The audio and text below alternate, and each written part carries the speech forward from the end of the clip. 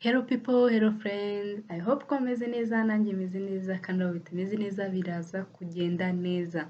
Waba uri muri Afurika, muri Europe, muri Australia, muri Canada ndetse no muri Amerika, ikaze cyane rero kuri Dan Official. Nitwa Donatilla, benshi bakaba banzi ku izina rya Fabienne. Niba uri mushyashya hano nagusabwa kubanza ugakanda subscribe, ugakanda no kukazogera k'umukara kugira ngo ujye ubona notification y'uko na uploadinze video nshyashya. Mwebwe mwakanze subscribe mwarakoze cyane cyane. Uno munsi rero tugiye kureba cyangwa se tugiye kurebana, ese waba ufite umukobwa ubona ko mushobora kuba mukundana ariko nanone ukabona nta birimo neza cyangwa se nta birimo cyane, ese wabigenza ute uramutse ubonye ko atabirimo neza? Uno mukobwa rero ashobora kuba abona yuko utari tayipuye cyangwa se utari umusore ashobora gukunda. Birashoboka kuba uri mwiza, kuba uri handsome, ufite amafaranga, ufite shape nziza, ntibivuze ko buri mukobwa wese yakwifuza. Yenda ashobora kuba agendera kuri character cyangwa se personality cyangwa se ashaka ibirenze ibyo ufite cyangwa se ashaka ibirenze ibyo wowe akubonamo cyangwa se ibyo akubonamo ntabwo bihagije ku buryo ashobora kwifuza noneho ko mwagirana ibindi birenze, abona nta hantu mwagera. Ikintu cya kabiri, ashobora kuba akiri kumwe n'umu ex we cyangwa se ataramuvaho, agifite imitima ibunga, ese nsubireyo, ese bigenze gute? Ahubwo ashobora icyo gihe rero, igihe arimo kiba gikomeye cyane, kuko uramutse ugize amahirwe cyangwa se ugize ibyago, reka mbyite gutyo, akaguha ayo mahirwe yo kuba mwakundana, waba ugiye kuba nk'igikoresho cye cyangwa se yaba agiye kugukoresha ku buryo yibagirwa umu ex we. Waba ugiye guhurika ku buryo waba uzi ko wowe ari urukundo ariko nyamara we ntabwo rwaba ari urukundo, ahubwo rwaba ari ukugira ngo agukoreshe. Ikintu cya gatatu, ni wa muntu mushaka guhavinga fani gusa, ni wa muntu ushaka attention seeker, ni wa muntu ushaka ibyo byonyine. Hari abameze gutyo, attention seeker. Benshi cyangwa se bamwe mu bakobwa bameze gutyo usanga ari cyo kibazo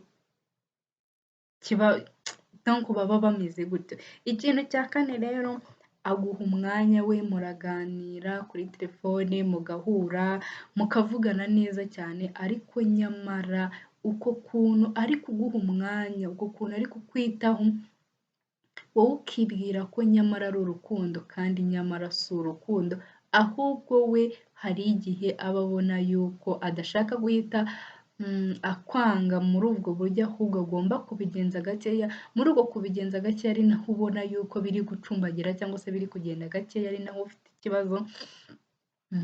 Niho wisanga yaguhaye umwanya muri kuvugana ari ukugira ngo mutandukane neza, ariko we nyamara ibyo ni ikibazo, aba ari ibintu bishobora kukumunga cyangwa se kukwica igihe kinini, ariko nyamara we azi neza, ashobora kuba akeka ko ari kwisevinga, ariko nyamara wowe arimo arakuroha. Ari wa muntu udatekereza ibiri inyuma cyangwa se ibizaza nyuma y'icyo gihe, ahubwo ari wa muntu utekereza ibiri hano hafi, ari kwisevinga cyangwa se ari ukugira ngo atakubabaza by'ako kanya. Ibimenyetso ukeneye kugira ngo ukureyo amaso, cyangwa se bimwe mu bimenyetso ukeneye kugira ngo ukureyo amaso uwo mukobwa, uvuga ati sha ntago noneho dushaka kurangizanya, nimba umubonaho bino bimenyetso, please umusige ugende ushake ubuzima bwawe, kuko nawe ni ukugira ngo akwishemo. Ikimenyetso cya mbere rero, ni wa muntu uzandikira cyangwa se uzandikira message cyangwa se yamara kuyibona akakwandikira nyuma cyangwa se akagusubiza nyuma, kandi noneho agakoresha ijambo oke gusa, nkaho yirinze kwandika byinshi, yandika akajambo oke gusa, oke gusa, itanarambuye, kwa kundi oke gusa. uzitondere uwo muntu nimba uzi ko hari umukobwa ufite ukaba wamubonyeho bya bimenyetso nakubwiye kandi ukaba noneho ngiye kukubwira ibyo ukeneye noneho kugira ngo ukorere amaso n'icyo ukaba ukibonyemo umenye yuko ugomba kugira aho ugarukira. Ikindi kintu cya kabiri rero, when she's always busy, igihe cyose akubwira ko ari busy, ahuze mu tuntu runaka, mu biki n'ibiki n'ibiki, utwo tuntu twose akumvisha yuko nawe rimwe na rimwe kuko umukunda ukumva yo reka mbyakire koko yari busy, ariko mu by'ukuri umukobwa ugukunda cyangwa se mu buzima busanzwe umuntu ugukunda ntakuburira umwanya, ntakuburira igihe, ntago ashobora kuguha impamvu n'imwe zo kukubwira yuko yari ahuze. Niyo yabura ntago ashobora kubura amasaha 24 biragoye. Niyo yabura ashobora kuguha message atari akajambo kamwe ko kugwikiza, kuko iyo umuntu akwandikiye akajambo kamwe ko kugwikiza kandi ubizi neza ko ibyo bimenyetso bindi nabanje kuvuga wabimubonyeho, icyo gihe aba ari ukuvuga ngo nyine ubu uri nko kumutera nk'isesemi niko navuga. Igihe noneho umubonaho kino kintu kandi nta mpamvu ifatika uzi neza, uzatangire ukemange, uzatangire gushaka uburyo ibi bintu biva murani.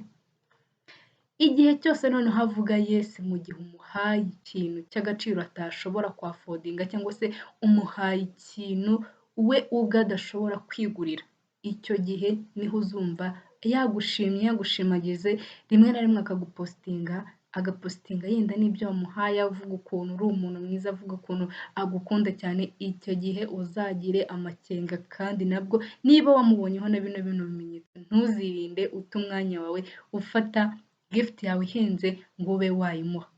Ntago ari cyo kintu yagukundira, ntago ari cyo kintu yakwigaruza, ntago ari cyo kintu cyatuma noneho agukunda bya nyabyo cyangwa se cyatuma abona uburyo ashobora kuba agukunda ngo yongere uko agukunda, kandi nyamara uyu nguyu ari hagati na hagati, ntari kubikwereka ariko nyamara ntabirimo mu bigaragara. Uramutse ubigenzuye neza, uramutse urebye ibyo bimenyetso nakweretse navuze haruguru, wasanga koko uno muntu mu by'ukuri ntago ari wowe ashaka, nta nubwo n'ubushuti menya nabwo ari hagati na hagati, nabwo ashobora kuba ataguha amahirwe yo kuba mwaba inshuti ye.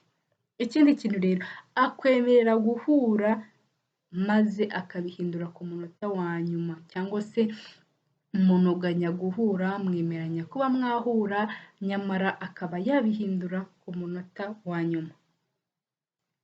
Yabikoze rimwe, kabiri, gatatu, urabibona.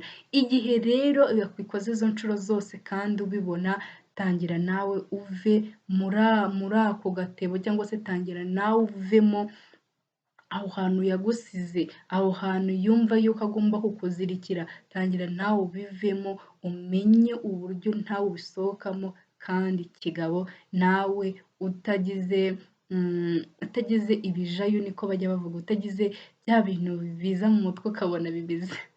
Hari abantu bafata decision ukabona bameze nk'abasazi, ukabona banarwara, ukabona fata decision ya kigabo kandi ukomere, kandi uzi neza impamvu ugiye n'impamvu ushobora gushingiraho udashobora kugaruka muri ibyo bintu. Nufata decision, ntuzafate decision uvuga ngo maybe nshobora kuba nagaruka. Iyo maybe ushyiramo ntukayizane. Niba ufashe decision, ufata decision ya kigabo kandi wumve yuko ikuvuye ku mutima, ari ibintu watekerejeho. Dukomezanye muri video izakurikira. Bye bye, don't forget to subscribe.